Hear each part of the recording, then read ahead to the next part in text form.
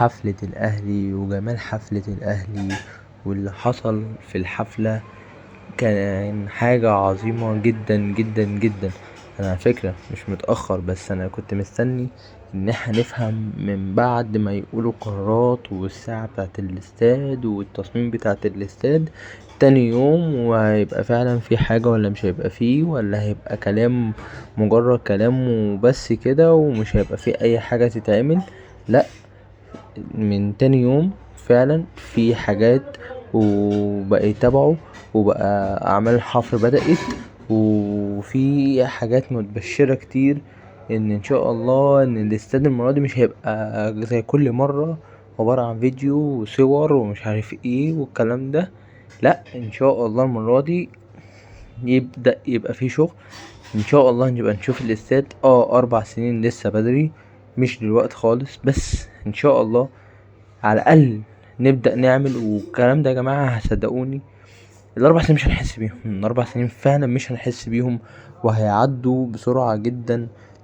وزي ما انتوا شايفين اصلا تصميم الاستاد حاجة حلوة جدا جدا جدا، لو اتعمل فعلا بنفس الكواليتي دي، بنفس اللي احنا شايفينه، بنفس اللي شايفينه في الصور والفيديوهات، كان هيبقى حاجة حلوة جدا. وطبعا كلنا كنا متضايقين من ساعة الاستاد ان هو اخره 42 الف متفرج، وكانت كله متضايق من ده ان هي يعتبر ساعة صغيرة.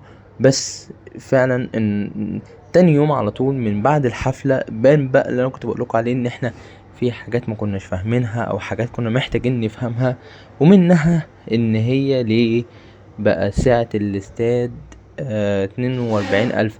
كتبوا في الصفحة الرسمية في النادي الأهلي إن هما كانوا عايزين يخلوه 90 ألف متفرج، مش 42 ألف خالص.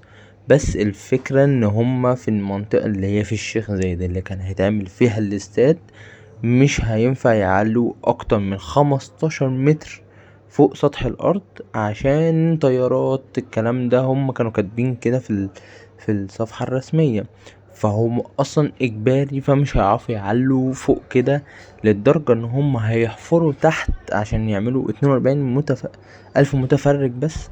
هيحفروا تحت الارض 15 متر، عمق 15 متر تحت الارض، وهيبقى 15 متر فوق الارض. دولت بس اللي كان مسموح بيهم، ودولت اللي مسموح بيهم.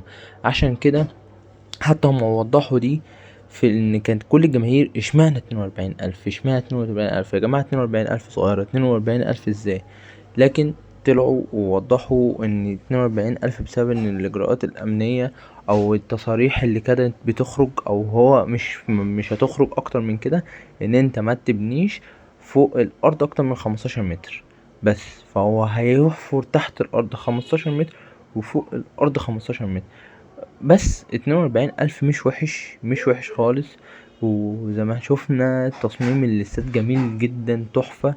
ولو اتطبق بنفس الفكرة دي اللي هو ده خلاص، ده صورة التصميم النهائي، يعني اللي هو ما فيش من بعد كده، ده صورة، ده خلاص اللي احنا نشوفه على أرض الواقع. فإن شاء الله إن شاء الله نتجمع بعد 4 سنين، ويبقى نتجمع في الاستاد ده ويعملوا الافتتاح بتاعه، وإن شاء الله مفيش حاجة تعرقل الموضوع ولا توقف الموضوع. وان شاء الله نبقى كلنا في استاد النادي الاهلي ان شاء الله كمان 4 سنين، يدينا ويديكوا طولة العمر، وتبقى حاجة فعلا تبقى تاريخية، زي ما الاهلي هو لازم يعمل اول اي حاجة في مصر والباقي يمشي وراه. فبس انتوا قولولي ايه رأيكم في الحفلة واللي شفتوه وفي الاستاد وفي شكل الاستاد، ويبقى نتناقش في الكومنتات. اهم حاجة لو عجبتك الحلقة دوس لايك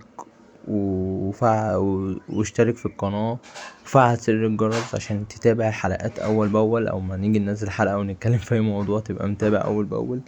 كان معاكم يوسف، نتقابل الحلقة الجاية، سلام.